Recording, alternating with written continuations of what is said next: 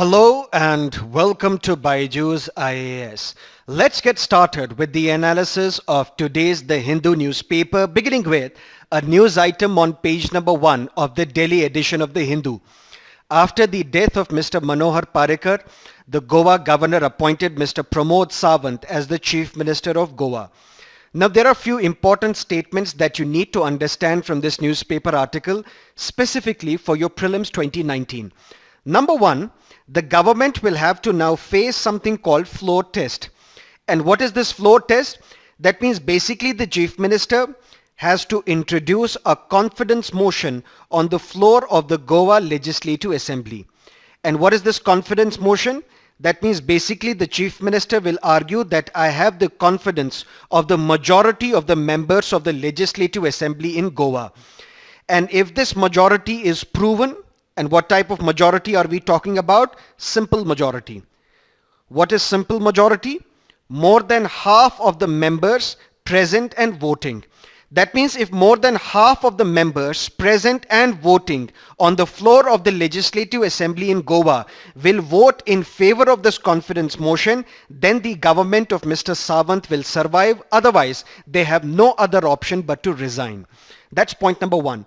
Second important point, what is the strength of the Goa Legislative Assembly? Or for that matter, does Constitution talk about what should be the specific strength of Goa, Sikkim, Nagaland or legislative assemblies of different states?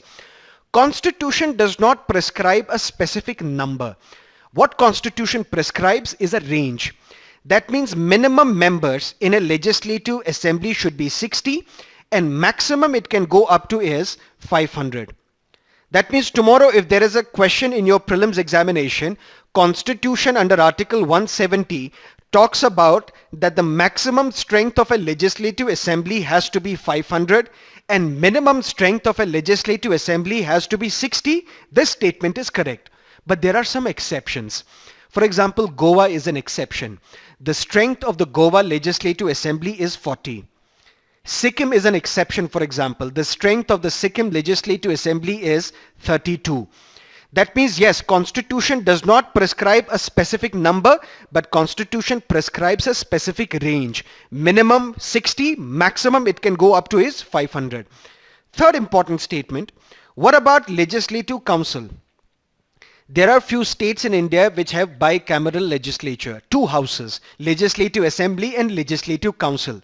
Which are these states which have legislative council as well? Andhra Pradesh, Telangana, Maharashtra, Bihar, Uttar Pradesh, Karnataka. These are the 6 states under the Constitution of India which have legislative council as well. Jammu and Kashmir is also a state which has a legislative council, but this legislative council is according to the Constitution of Jammu and Kashmir.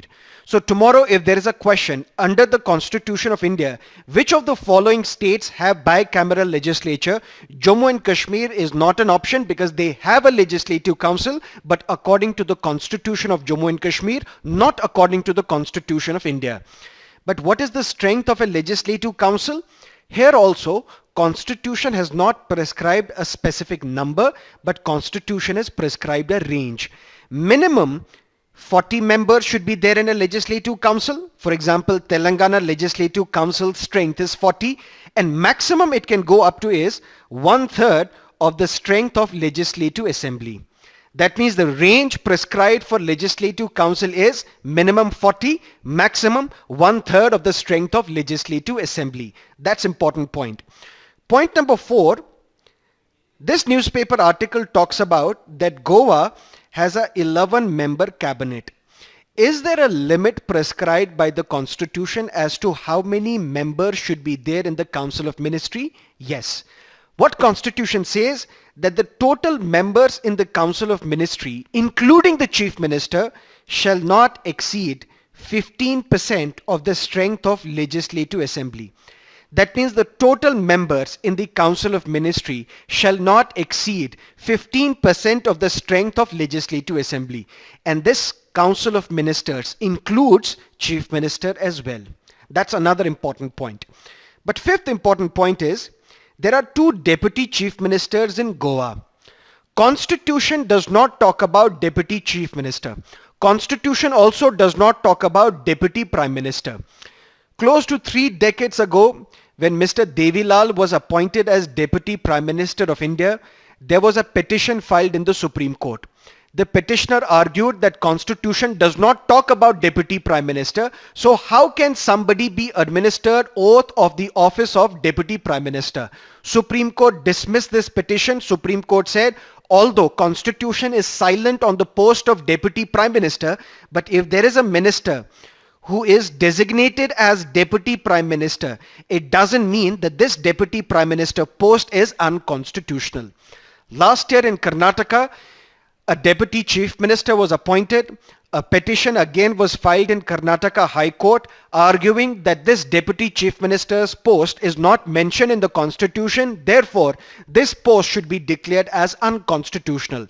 But here again the petition was dismissed. So despite the fact that this post is not mentioned in the Constitution, but if somebody is designated as a Deputy Chief Minister or more ministers are designated as Deputy Chief Ministers, this is not unconstitutional. These are 5 important points that you need to understand from this newspaper article, particularly from the prelims perspective. Now let's look at another news on page number 1. A 28-year-old school teacher was arrested by the police and he died in the police custody. There are people who allege custodial torture. That means this school teacher was killed inside the custody by the police. And there are protests in Jammu and Kashmir against this killing of a school teacher in the custody. But what sort of a question can be asked by the UPSC from this particular newspaper article? Let's have a look at that question. Consider the following statements. India has signed the UN Convention Against Torture in 1997. This statement is correct. But India has signed this convention, but India has not ratified this convention. The moment India will ratify this convention, then the Parliament of India shall have to pass an anti-torture law as well. That is why there are various activists in India, such as Gopal Krishna Gandhi, who has been urging the government to have a mechanism in place so that an anti-torture law can be passed by the parliament. So first statement is correct. Second, neither the Indian Penal Code nor the Code of Criminal Procedure specifically or comprehensively address custodial torture. Even this statement is correct because there is no law in India which specifically addresses the menace of custodial torture. Third statement, the Law Commission of India is against the idea of an anti-torture law as it may harm anti-terrorism mechanism in India. This statement is wrong because Law Commission of India in its report has argued for an anti-torture law in this country. So which of the above statements are correct? B, only 1 and 2. Now let's look at some of the editorials and columns from today's newspaper, beginning with what has changed post Balakot, written by Rakesh Sood. Rakesh Sood raises an important question. What has changed post Balakot? And then he answers this question as well and says not much. The post-Pulwama attack timeline shows that India did not cross any Pakistani red line. And we will discuss which are these Pakistani red lines. But first up, we have discussed the surgical strikes on Pakistan many a times in these Hindu newspaper analysis. So we won't discuss this article again, but I'm pointing out one error in this newspaper article. Mr. Rakesh Sood writes that the Pulwama suicide bomber became the first Indian Fidai or suicide bomber. This is factually incorrect because the first Indian suicide bomber was Afaq Shah, a 17-year-old from downtown Srinagar who blew himself outside the army headquarters at Badami Bagh in Srinagar way back in the year 2001. And Afaq Shah also belonged to Jaish-e-Mohammed. So the Pulwama bomber is not the first Fidai or first suicide bomber in India. The first Indian suicide bomber is Afaq Shah, who also belonged to Jaish-e-Mohammed. Now, which are these Pakistani red lines that Mr. Rakesh Sood talks about? Mr. Rakesh Sood writes that although the surgical strikes on Pakistan, when Indian Air Force entered deep into Pakistan and carried out bombing in Khyber Pakhtunkhwa area of Pakistan, These attacks did not cross 4 Pakistani red lines, because if these 4 red lines would have crossed, then Pakistan would have retaliated hard, or Pakistan would have been forced to retaliate hard, and then the conflict would have persisted. Which are these 4 red lines? Number one, if the Indian strikes would have led to the capture of large part of Pakistani territory. That means if large part of Pakistani territory would have been captured by India, one red line would have been crossed. Second, if unacceptable loss would have acquired because of these strikes. That means if Pakistani army would have lost massive number of their soldiers, then another red line would have been crossed. Third, if India would have carried out economic strangulation of Pakistan. Mr. Rakesh Sood writes that although India withdrew or revoked most favored nation status which was accorded to Pakistan, but this revocation harmed Indian exporters more than Pakistan. So India was not in a position to strangle Pakistan economically. So this red line also was not crossed. And the fourth red line would have been if there would have been large scale political destabilization of Pakistan. Even this did not happen, so these 4 red lines were not crossed by the Indian state. That is why Rakesh Sood argues that post Balakot, not much has changed between India and Pakistan. That is what you need to understand from this newspaper article. Now let's look at the column written by Niti Aayog CEO, Mr. Amitabh Kant. There are lakhs of employees on the payrolls of the state governments in India. If you look at the biggest sector in terms of employees is the education sector. What are the employees in education sector? There are teachers, there are administrators, and there are clerks and other officials as well. To reform the education system, we have to incentivize all these important individuals. Then only can we transform the education sector according to Mr. Amitabh Kant. Mr. Kant cites the Haryana example. There is a competition going on between different administrative blocks in Haryana for the title of Saksham. And what is this Saksham? Saksham basically means abled or skilled. Let's say, for example, if there is a block in Haryana and in this block more than 80% students are competent, or should we say grade level competent. What is this grade level competent? If 8 standard students can understand 8 standard books, then we can say that this block is Saksham or this block is abled. Every year, Pratham, which is a non-governmental organization, it releases a report titled Asar, Annual Status of Education Report. According to this report, the outcomes of our learning system is very poor. For example, in 2018 Asar report, children in standard 3 who can read standard 2 books, the percentage of these children is only 27.2. This report further says that only half of the children who are enrolled in 5th standard, only half of these children can read and understand standard 2nd books. But what Haryana has done, state officials in Haryana can nominate their block for something called Saksham Ghoshna. If they are sure that more than 80% of their students are grade level competent, that means more than 80% of the students can understand their class textbooks, then a third party enters into the picture, and this third party then assesses the claims of these officials. Once it is confirmed that indeed this block is grade level competent, then this block will be declared as Saksham. Then Chief Minister himself recognizes the block and an event is organized so that mass publicity is given to this administrative block. This leads to competition, because then other blocks also try and work hard. They train their teachers, they conduct periodic assessments of the students, and then they also apply for this Saksham Ghoshna. And if all the blocks in the district are declared Saksham, that means they are declared 80% grade level competent, then this entire district is also declared as Saksham. The net result today in Haryana is that 94 blocks out of the total of 119, they have been declared as Saksham. Now the goal should be, let's push this forward.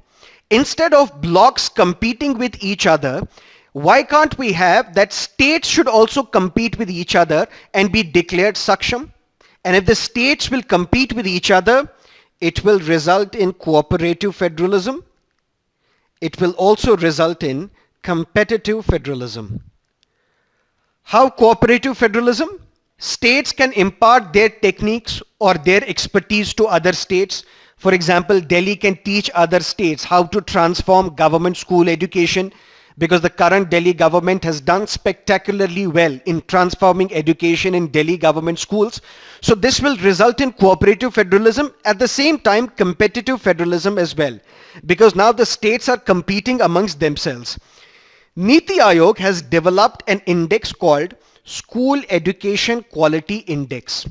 This index gives scores to various states on the basis of the performance that these states have made in the education sector. And then these scores are also displayed publicly. The data is put in the public domain. And it is through this show and tell mechanism that the states are encouraged to work hard and to better their performance. Now this article also talks about Niti Aayog's Aspirational Districts program, which was launched in the year 2018. According to this, 112 underserved districts across the country, they compete with each other in order to achieve targets, but targets in 5 crucial sectors. Education is one such sector. But which are the other sectors? That can be a potential question for your prelims examination. One sector is health and nutrition. Second, agriculture and water resources. Third, financial inclusion and skill development. Fourth is basic infrastructure.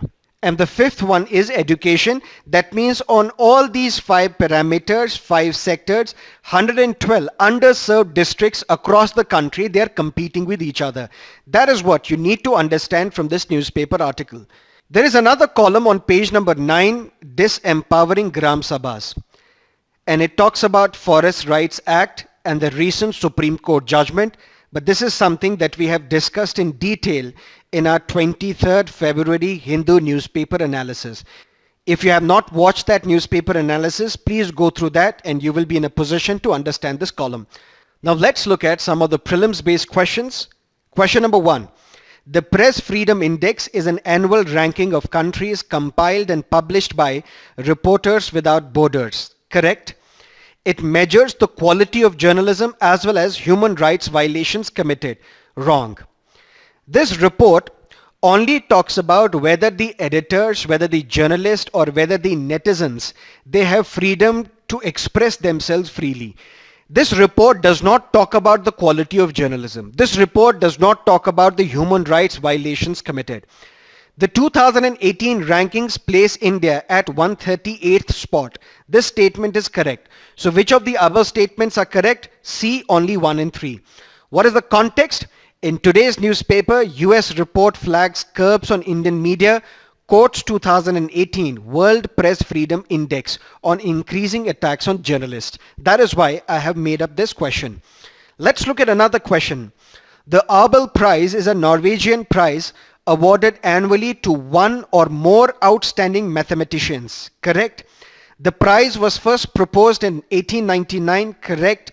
The first actual Abel Prize was awarded in 2003. This statement is also correct. Although the first award was given in the year 2002, but this was an honorary award. The actual Abel Prize for the first time was awarded in 2003. So which of the above statements are correct? D, all of the above. What is the context? For the first time, a woman has bagged the Abel Prize for mathematics. Let's look at the map-based question. Mozambique is separated from the Comoros, Mayotte and Madagascar by the Mozambique Channel to the east. Correct? Mozambique is a member of United Nations, African Union, Commonwealth of Nations and Organization of Islamic Cooperation. This statement is also correct. This is slightly difficult question, but nevertheless can be a potential question for your prelims examination. Both the statements are correct. Let's look at the explanation. This is Mozambique. It is separated from Comoros and Mayotte by this Mozambique Channel. And what is the context? India reaches out to Mozambique because this African country has been hit by a cyclone. Let's look at a previous year's question paper in 1920. Which of the following changed its name to Swarajya Sabha? And that is All India Home Rule League. Previous year's prelims based question of the year 2018. That is it from our newspaper analysis for today. Thank you for being with us. Have a great day.